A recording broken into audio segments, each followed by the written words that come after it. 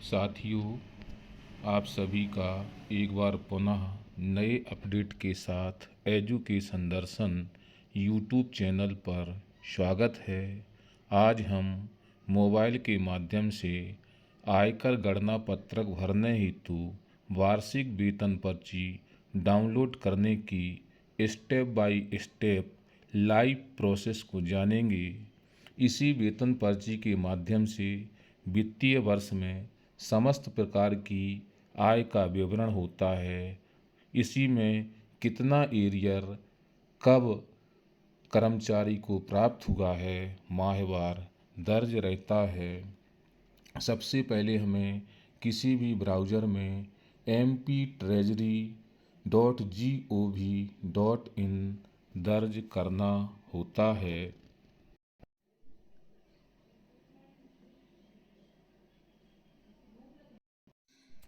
जैसे ही हम MP treasury पर क्लिक करते हैं तो इस प्रकार का इंटरफेस हमारे सामने आ जाता है। अब इसमें साइबर ट्रेजरी, एम्प्लाई कॉर्नर, ये दो ऑप्शन दिए गए हैं। तो हमें एम्प्लाई कॉर्नर पर क्लिक करना है। जैसे ही हम इस पर क्लिक करते हैं तो इस प्रकार का इंटरफेस हमारे सामने आ जाता है, जिसमें यूज़र आईडी और पासवर्ड हमें दर्ज करना होता है। यदि किसी भी कर्मचारी के पास में इसका पासवर्ड नहीं है तो हम फॉरगॉट पासवर्ड पर क्लिक करके उसको प्राप्त कर सकते हैं। जैसे ही हम फॉरगेट पासवर्ड पर क्लिक करते हैं तो इस प्रकार का इंटरफेस हमारे सामने आ जाता है। अब हमें यूज़र आईडी में अपना एम्प्लाई कोड दर्ज करना होता है। जैसे हमने एम्प्लाई कोड दर्ज कर दिया और हम सबमिट पर क्लिक करते हैं तो मैसेज आ जाता है, OTP sent to the registered mobile number. अब ये इंटरफेस हमारे सामने आ जाता है। यूज़र आईडी, मोबाइल नंबर और OTP हमें दर्ज करना होती है। जैसे ही हम OTP को दर्ज करते हैं और OTP वेरीफाई पर हमें क्लिक करना होता है। जैसे ही हम OTP वेरीफाई पर क्लिक करते हैं तो दो प्रकार के ऑप्शन हमारे सामने आते हैं, जिसमें एक पासवर्ड हमारे पास आ जाता है। हमें ओल्ड पासवर्ड जो हमारा आया हुआ है उसको दर्ज करना है और न्यू पासवर्ड जो हम बनाना चाहते हैं हमें वो दर्ज करना होता है। पासवर्ड बनाने के बाद अब हम जैसे ही लॉगिन के लिए पुनः ओपन करते हैं तो इस प्रकार का इंटरफेस हमारे सामने रहता है। यूज़र आईडी में हमें अपना एम्प्लाई कोड और पासवर्ड दर्ज कर देना है, कैप्चा कोड दर्ज करना है और हम कैप्चा कोड दर्ज करने के बाद लॉगिन पर क्लिक करते हैं। जैसे ही हम लॉगिन पर क्लिक करते हैं तो पुनः इस प्रकार का इंटरफेस हमारे सामने आ जाता है।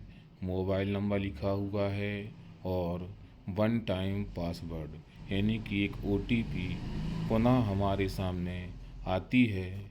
ये OTP दर्ज करने के बाद हमें सबमिट पर क्लिक करना होता है। OTP दर्ज करने के बाद इस प्रकार का इंटरफेस हमारे सामने आ जाता है, जिसमें कर्मचारी का नाम लिखा हुआ है और एम्प्लाई कोड भी लिखा हुआ है।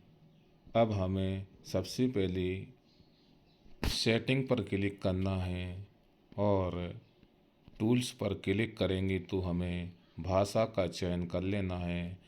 अंग्रेजी सेलेक्ट कर लेंगे क्योंकि अंग्रेजी में ही वेतन पर्ची खुलती है, हिंदी वाले में वेतन पर्ची ओपन नहीं होती है। अब हमें HRMS पर क्लिक करना है तो इस प्रकार के ऑप्शन खुल जाते हैं।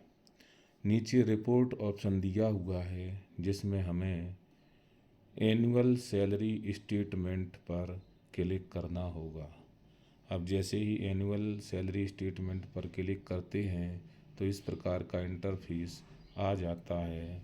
फाइनेंशियल ईयर हमें सेलेक्ट करना होती है, तो यहाँ से हम वर्तमान की फाइनेंशियल ईयर 25-26 सेलेक्ट कर लेते हैं और जनरेट रिपोर्ट पर क्लिक करते हैं तो इस प्रकार की हमारी रिपोर्ट ओपन हो जाती है, जिसमें किस माह में कितनी वेतन, कितना एरियर्स प्राप्त हुआ है वो जानकारी दी जाती है। इसमें हमें मार्च माह से लगा कर के वर्तमान माह तक की वेतन की जानकारी प्राप्त होगी। जैसे दिसंबर माह तक की वेतन का भुगतान हो चुका है तो वो जानकारी हमें प्राप्त होगी।